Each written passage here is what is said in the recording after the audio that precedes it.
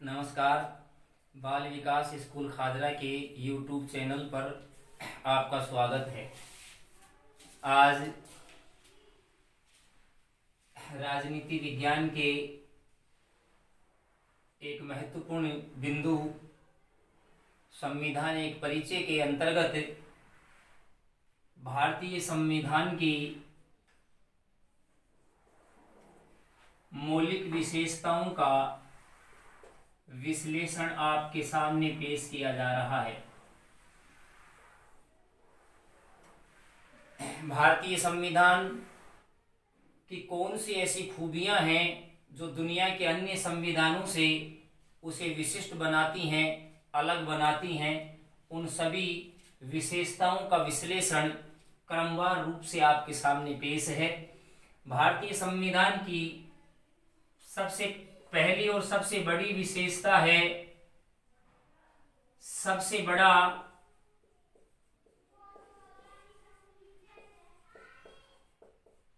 संविधान। भारतीय संविधान दुनिया का सबसे बड़ा संविधान है। भारतीय संविधान में 395 अनुच्छेद, 12 अनुसूचियां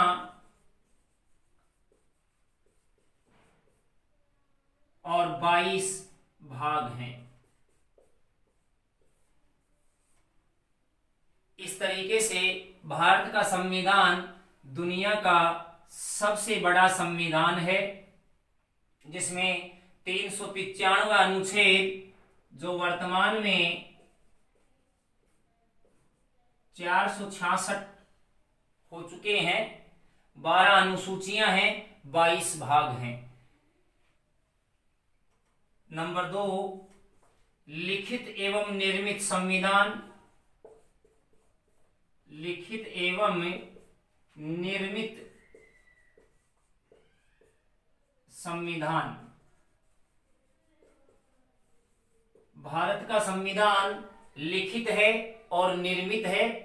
एक प्रक्रिया के तहत इसका निर्माण किया गया और प्रत्येक प्रावधान को लिखित रूप में दर्ज किया गया। इस तरीके से भारत का संविधान लिखित एवं निर्मित संविधान है। लचीला एवं कठोर संविधान।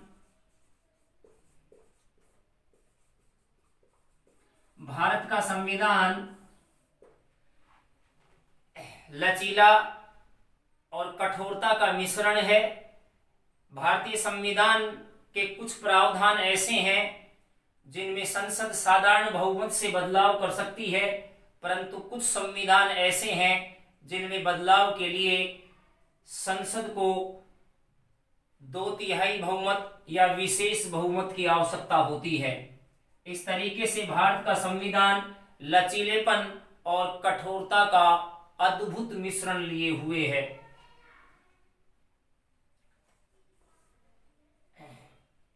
संघात्मक शासन।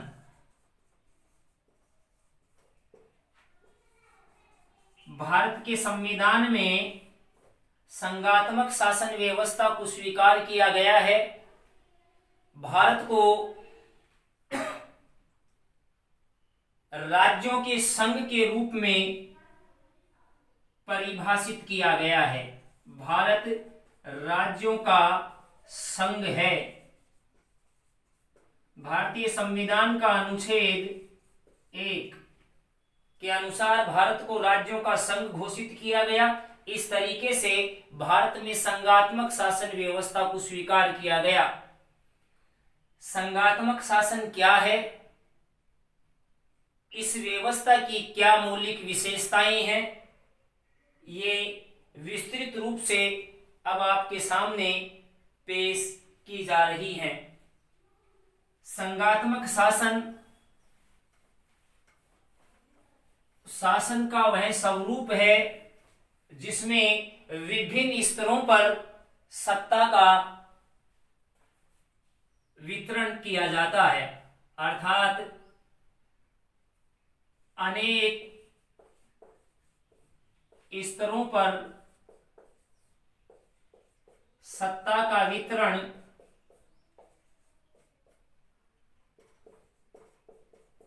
संघात्मक शासन है।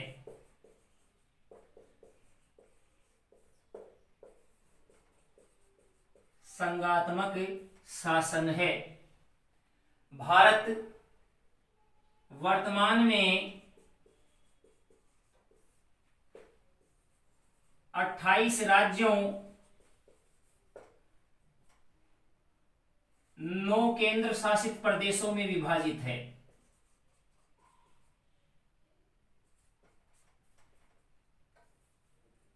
इस तरीके से भारत 28 राज्यों व 9 केंद्र शासित प्रदेशों का संघ है और इन सभी स्तरों पर सत्ता का वितरण भारत में मौजूद है। इस तरीके से प्रशासनिक शक्तियों का केंद्र व राज्यों के रूप में संवैधानिक आधार पर विभाजन को ही संघात्मक शासन कहा जाता है। प्रशासनिक शक्तियों का केंद्र व राज्य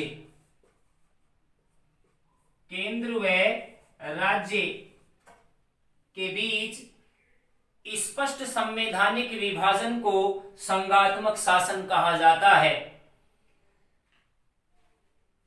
इसके साथ साथ भारत में संघात्मक शासन के स्वरूप को और विस्तृत करने के उद्देश्य से विकेंद्रीकरण को स्वीकार किया गया। सत्ता का विकेंद्रीकरण किया गया और इस विकेंद्रीकरण के तहत 73वें व 74वें संविधान संशोधन के माध्यम से पंचायत राज व स्थानीय निकायों की स्थापना, इस नगरीय निकायों की स्थापना की गई। इस तरीके से भारत में न केवल केंद्र व राज्य बल्कि स्थानीय स्तर पर भी सत्ता का विकेंद्रीकरण कर संघात्मक शासन को विस्तारित रूप दिया गया। अब भारत में संघीय शासन के अंतर्गत केंद्र व राज्य के बीच शक्तियों का विभाजन 3 सूचियों के माध्यम से किया गया। नंबर 1 संघ सूची,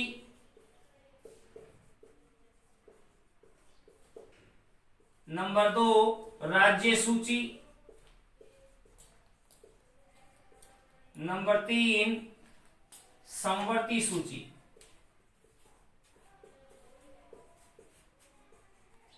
केंद्र व राज्यों के बीच सत्ता का ये विभाजन 3 सूचियों के माध्यम से किया गया।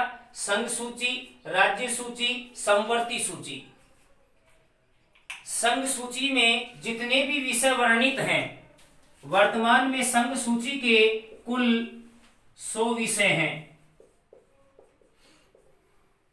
वर्तमान में संघ सूची में वर्णित विषय 100 हैं और संघ सूची में वर्णित विषयों पर कानून बनाने का अधिकार केवल संघ सरकार अर्थात केंद्र सरकार का है।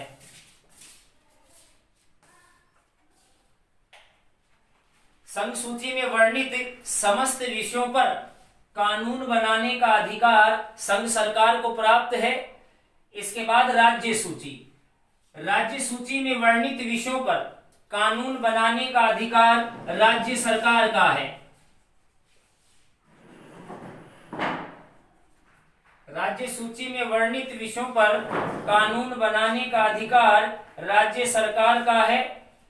वर्तमान में इसमें 67 विषय हैं। समवर्ती सूची। समवर्ती सूची में जितने भी विषय वर्णित हैं उन पर कानून बनाने का अधिकार केंद्र व राज्य दोनों को है। केंद्र व राज्य दोनों सरकारें केंद्र सूची में वर्णित विषयों पर कानून बना सकती हैं।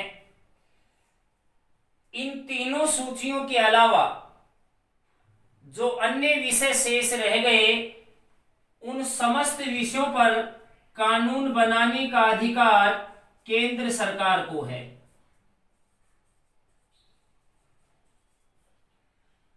इस तरीके से संघ व राज्य के बीच प्रशासनिक शक्तियों का संवैधानिक विभाजन 3 सूचियों के माध्यम से किया गया। संघ सूची, राज्य सूची, समवर्ती सूची। और प्रत्येक सूची में जो विषय वर्णित हैं उन विषयों पर कानून बनाने का जो अधिकार है, संघ सूची में कानून बनाने का अधिकार संघ सरकार को दिया गया। राज्य सूची में वर्णित विषयों पर कानून बनाने का अधिकार राज्य सरकार को दिया गया। समवर्ती सूची में वर्णित विषयों पर कानून बनाने का अधिकार केंद्र व राज्य दोनों सरकारों को दिया गया। परंतु समवर्ती सूची में वर्णित विषय पर यदि केंद्र व राज्य दोनों सरकारें कानून बना देती हैं तो केंद्र सरकार का बनाया कानून ही मान्य होगा। राज्य सरकार का कानून ऐसी स्थिति में रद्द माना जाएगा। और तीनों सूचियों के अंदर के बाहर के जो विषय हैं उन पर कानून बनाने का अधिकार केंद्र सरकार को दिया गया है। इस तरीके से भारतीय संघीय व्यवस्था में प्रशासनिक शक्तियों का विभाजन 3 सूचियों के माध्यम से केंद्र व राज्य सरकारों के बीच में स्पष्ट रूप से किया गया। इसके आगे अब हम पहले समेकित रूप से संघात्मक शासन व्यवस्था की विशेषताएं पढ़ेंगे और उसके बाद भारतीय संघीय व्यवस्था की विशेषताएं अलग से पढ़ेंगे। तो सबसे पहले संघात्मक शासन की विशेषताएं। संघात्मक शासन की विशेषताएं लोकतांत्रिक शासन व्यवस्था के एक स्वरूप के रूप में संघात्मक शासन व्यवस्था मुख्य रूप से विश्व के ऐसे बड़े लोकतांत्रिक देशों में मौजूद है जिनका क्षेत्रफल विस्तृत है और बड़े क्षेत्रफल वाले देशों के लिए संघात्मक शासन व्यवस्था को अच्छा माना जाता है। वर्तमान में स्विट्जरलैंड है, अमेरिका है, भारत है, कनाडा है, ये ऐसे देश हैं जो संघीय शासन व्यवस्था वाले देश हैं। तो संघात्मक शासन की मौलिक विशेषताएं क्या होती हैं, पहले उनको जानते हैं। तो सबसे पहली विशेषता इसकी ये है कि प्रशासनिक शक्तियों का विभाजन केंद्र व राज्य के बीच में स्पष्ट रूप से कर दिया जाता है। तो केंद्र व राज्य के बीच शक्तियों का विभाजन, केंद्र व राज्य के बीच शक्तियों का संवैधानिक विभाजन, पहली विशेषता संवैधानिक विभाजन। इसके बाद नंबर 2, संघात्मक शासन व्यवस्था के अंदर दोहरा संविधान पाया जाता है। दोहरा संविधान। दुनिया के जितने भी संघीय देश हैं भारत को छोड़कर उन समस्त देशों के अंदर केंद्र व राज्य के अलग अलग संविधान पाए जाते हैं। इस तरीके से संघात्मक शासन की दूसरी विशेषता है दोहरे संविधान का पाया जाना। नंबर 3, दोहरी नागरिकता। भारत को छोड़कर के संघीय शासन की एक अन्य विशेषता है दोहरी नागरिकता, अर्थात केंद्र व राज्य की अलग अलग नागरिकताएं संघीय शासन में पाई जाती हैं।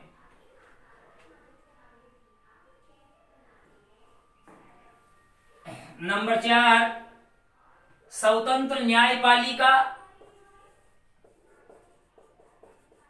स्वतंत्र न्यायपालिका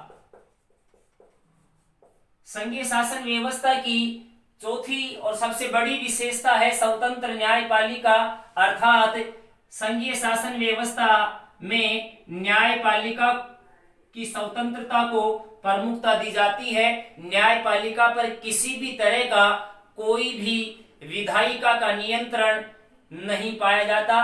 पूरी तरीके से न्यायपालिका कार्यपालिका व विधायिका से स्वतंत्र होती है। ऐसा इसलिए किया गया है ताकि किसी भी तरह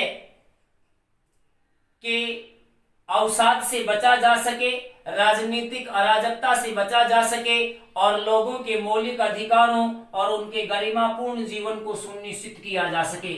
तो स्वतंत्र न्यायपालिका संघीय शासन व्यवस्था की एक बड़ी विशेषता मानी जाती है।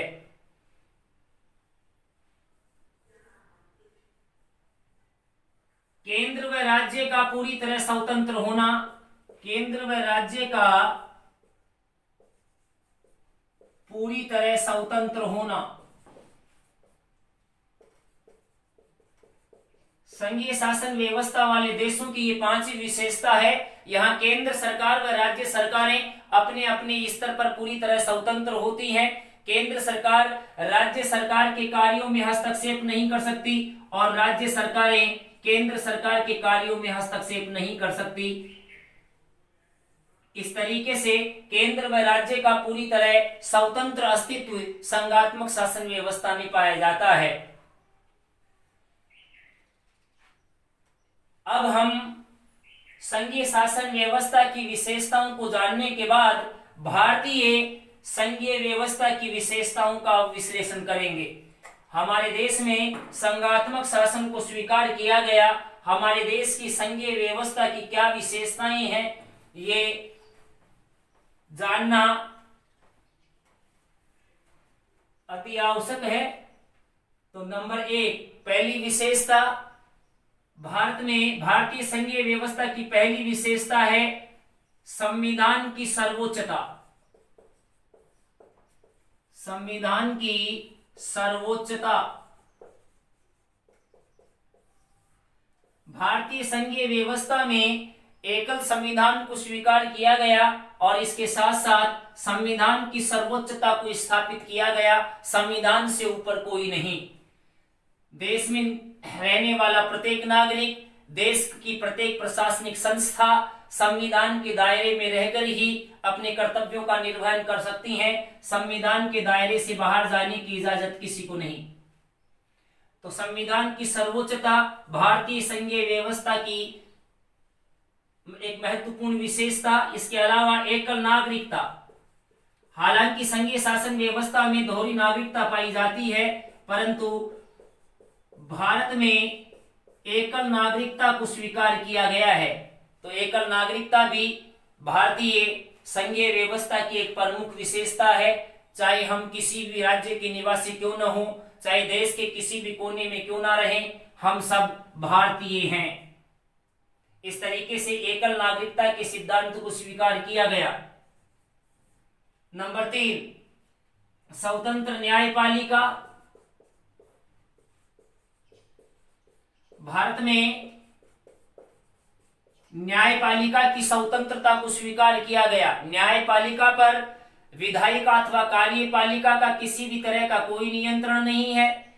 न्यायपालिका निष्पक्ष व स्वतंत्र रूप से अपने निर्णय लेने के लिए स्वतंत्र है।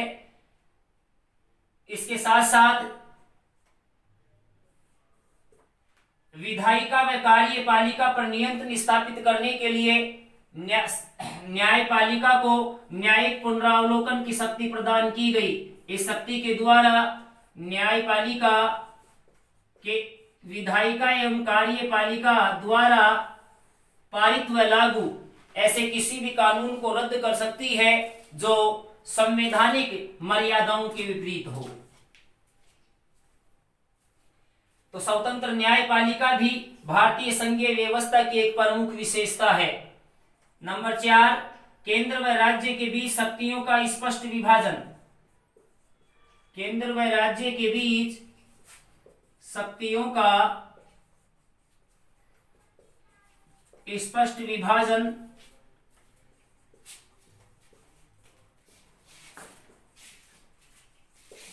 भारतीय संघीय व्यवस्था में केंद्र व राज्य सरकारों को संवैधानिक आधार पर प्रशासनिक शक्तियों का स्पष्ट विभाजन किया गया। 3 सूचियों के माध्यम से इस विभाजन को संविधान में दर्ज किया गया है। राज्यपाल का पद।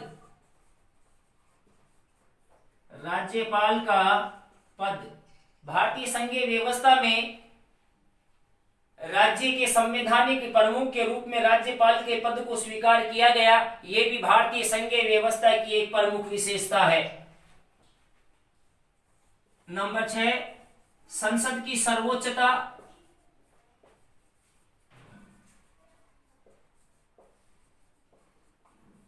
भारतीय संघीय व्यवस्था में संसद की सर्वोच्चता के सिद्धांत को स्वीकार किया गया। संसद भारत में विधि निर्माण के साथ साथ संवैधानिक संशोधन और संवैधानिक पदों पर बैठे व्यक्तियों के कदाचार का दोषी पाए जाने पर उनकी पदमुक्ति का कार्य करती है। इस तरीके से संसद की सर्वोच्चता भी भारतीय संघीय व्यवस्था की एक प्रमुख विशेषता है।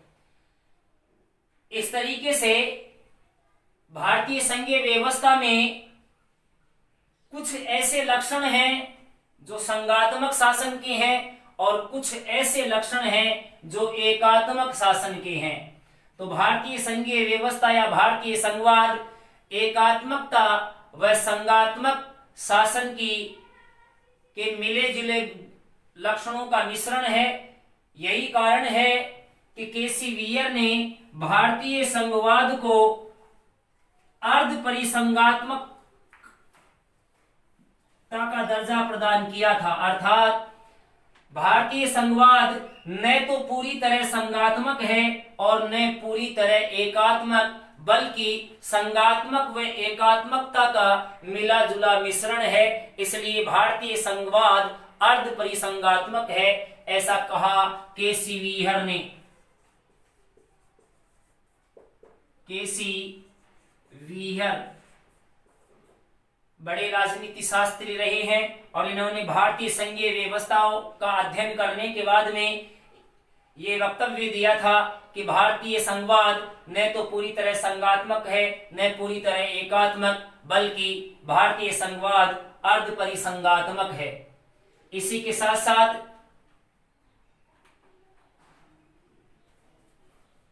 भारतीय संविधान की अगली विशेषता के रूप में है संसदीय शासन।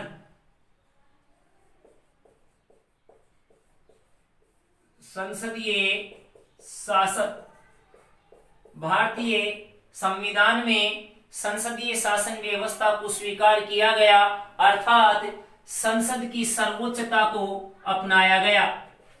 संसदीय शासन का तात्पर्य है संसद की सर्वोच्चता। संसद की सर्वोच्चता का मतलब ये है विधि निर्माण का कार्य संसद का, विधि निर्माण का कार्य संसद का, कार्यपालिका पर नियंत्रण संसद के माध्यम से,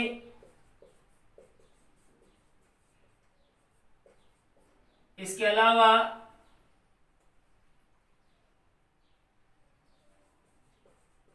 संवैधानिक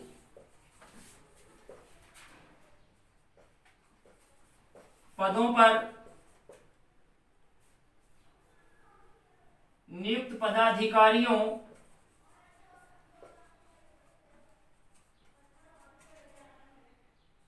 को पद से हटाने का कार्य, संवैधानिक संशोधन,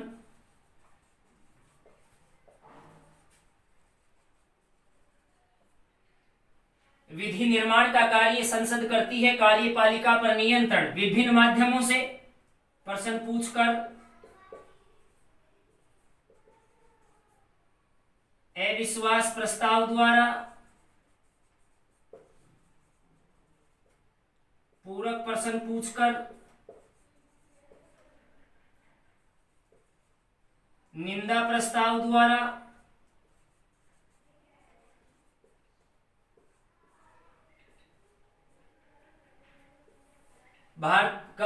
भारतीय संसद कार्यपालिका पर नियंत्रण स्थापित करती है। संवैधानिक पदों पर जो लोग बैठे होते हैं, महाभियोग प्रक्रिया द्वारा उनको कदाचार का दोषी पाए जाने पर संसद पदमुक्त करती है। इसके साथ साथ अनुच्छेद 368 के माध्यम से संविधान के किसी भी प्रावधान में संसद संशोधन कर सकती है, कुछ बिंदु हटा सकती है तो नए बिंदुओं को जोड़ भी सकती है। इस तरीके से संसद की सर्वोच्चता को स्थापित किया गया। संसदीय शासन की सबसे प्रमुख विशेषता होती है संसद की सर्वोच्चता, जो हमारे देश में निर्धारित की गई। इसके साथ साथ ही संसद की सर्वोच्चता को प्रतिस्थापित करने के लिए संसदीय शासन में दोहरी कार्यपालिका पाई जाती है। दुनिया की केवल एकमात्र शासन व्यवस्था ऐसी है जहां दोहरी कार्यपालिका पाई जाती है, एक नाममात्र की और दूसरी वास्तविक। भारत में संसदीय शासन है, इसलिए भारत में भी दोहरी कार्यपालिका मौजूद है। नाममात्र की कार्यपालिका के रूप में राष्ट्रपति अपना कार्य करता है और वास्तविक कार्यपालिका के रूप में मंत्रिपरिषद अपना कार्य करती है। इस तरीके से राष्ट्रपति नाममात्र की कार्यपालिका है और वास्तविक कार्यपालिका मंत्रिपरिषद है। तो संसदीय शासन व्यवस्था में संसद की सर्वोच्चता होती है और दोहरी कार्यपालिका इसकी विशिष्ट विशेषताएं हैं। अब प्रश्न ये उठता है कि आखिर क्यों भारत में संसदीय शासन को अपनाया गया, क्या कारण थे इसके पीछे? तो इसका सबसे बड़ा कारण तो ये था कि स्पष्ट व पारदर्शी शासन। नंबर 2, बहुमत का निर्णय, बहुमत का निर्णय। और नंबर 3, लोक कल्याणकारी राज्य की स्थापना। ये 3 रीजन थे जिसके कारण से भारत में संसदीय शासन व्यवस्था को स्वीकार किया गया। और अब इसके आगे मूल अधिकार, भारतीय संविधान की अगली विशेषता,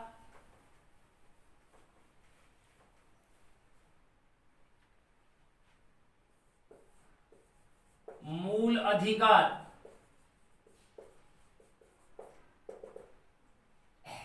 विश्व के जितने भी लोकतांत्रिक देश हैं, सभी देशों में मौलिक अधिकारों को अपने अपने संविधान में प्रमुखता दी गई और उसी तरीके से भारतीय संविधान में भी देश के नागरिकों को मौलिक अधिकार प्रदान किए हैं। भारतीय संविधान के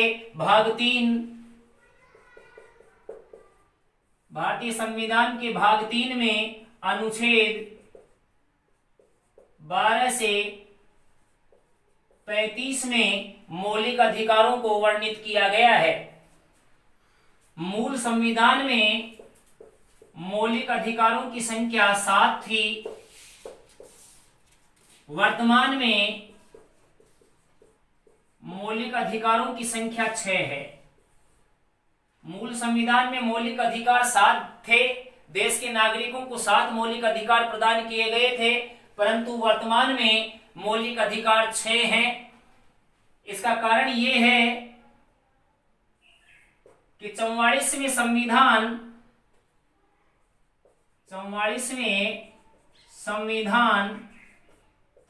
संशोधन द्वारा संपत्ति के मूल अधिकार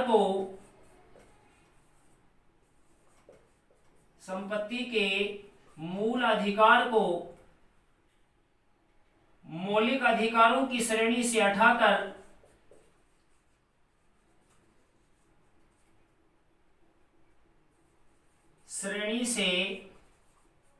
हटाकर कानूनी अधिकार बना दिया गया। वर्तमान में संपत्ति का अधिकार कानूनी अधिकार है। इस तरीके से देश के नागरिकों को वर्तमान में केवल 6 मौलिक अधिकार प्राप्त हैं।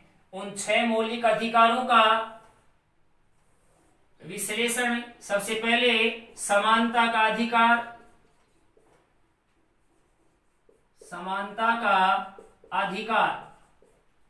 स्वतंत्रता का अधिकार,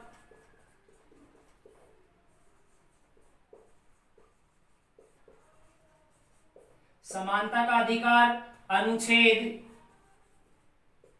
14 से 18, 19 से 22 शोषण के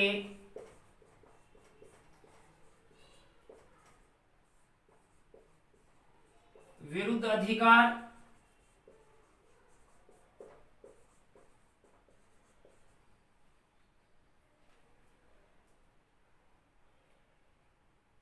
धार्मिक स्वतंत्रता का अधिकार,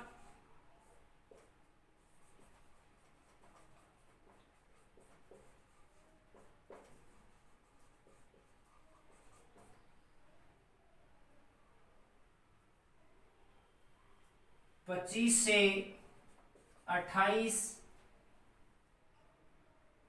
शिक्षा व संस्कृति का अधिकार,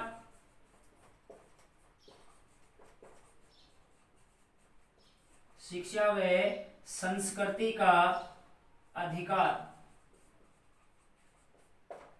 29, 30 संवैधानिक उपचारों का अधिकार,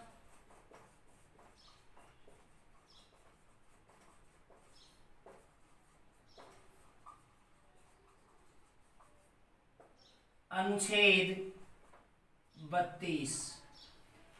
इस तरीके से भारतीय संविधान में वर्तमान में देश के नागरिकों को जो 6 मौलिक अधिकार प्रदान किए गए हैं, उनमें पहला है समानता का अधिकार, जो भारतीय संविधान के अनुच्छेद 14 से 18 में है। स्वतंत्रता का अधिकार, जो भारतीय संविधान के अनुच्छेद 19 से 22 में है। इसके बाद में शोषण के विरुद्ध अधिकार, जो 23 और 24 में है अनुच्छेद। धार्मिक स्वतंत्रता का अधिकार, जो अनुच्छेद 25 से 28 में है। शिक्षा व संस्कृति का अधिकार, जो अनुच्छेद 29 व 30 में है। और संवैधानिक उपचारों का अधिकार, जो अनुच्छेद 32 में है। इस तरीके से देश के नागरिकों को कुल 6 मौलिक अधिकार वर्तमान में प्राप्त हैं। अब प्रत्येक मौलिक अधिकार का विश्लेषण आपके समक्ष पेश किया जा रहा है। किस मौलिक अधिकार में क्या प्रावधान दिए गए हैं।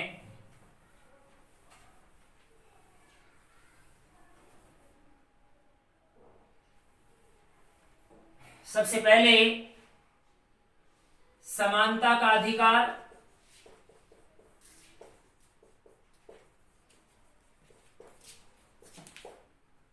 अनुच्छेद 14 से 18। भारतीय संविधान के अनुच्छेद 14 से 18 में देश के नागरिकों को समानता का अधिकार दिया गया। अनुच्छेद 14 अधिकार, अनुच्छेद 14 से 18। अनुच्छेद 14 विधि के समक्ष समानता,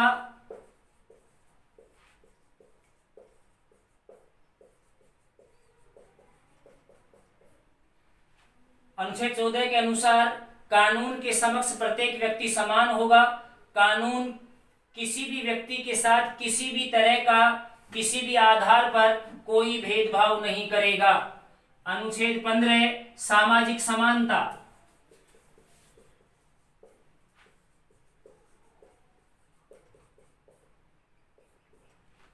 समाज में रहने वाला प्रत्येक व्यक्ति समान है, चाहे वो अमीर है या गरीब है, महिला है या पुरुष है, उच्च वर्ग का या निम्न वर्ग का है। सभी समाज में रहने वाला प्रत्येक व्यक्ति समान है। कोई किसी के साथ जाति, लैंगिक, धर्म, नस्ल के आधार पर कोई भेदभाव नहीं करेगा। अनुच्छेद 16 विशेषाधिकारों का अंत,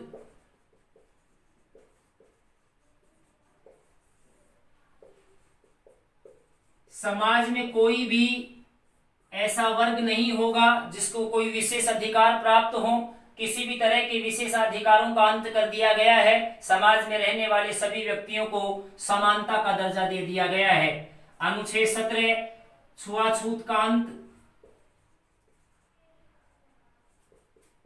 समाज में रहने वाला कोई भी व्यक्ति किसी भी अन्य व्यक्ति के साथ जाति एवं उसकी नस्ल के आधार पर किसी भी तरह का भेदभाव नहीं करेगा। अस्पृश्यता को एक संगीन अपराध की श्रेणी में रखा गया। अनुच्छेद 18 उपाधियों का अंत, उपाधियों का अंत, केवल शिक्षा और सेना के क्षेत्र में उपाधियां दी जाएंगी। अन्य किसी भी क्षेत्र में दी जाने वाली उपाधियों को भी समाप्त कर दिया गया।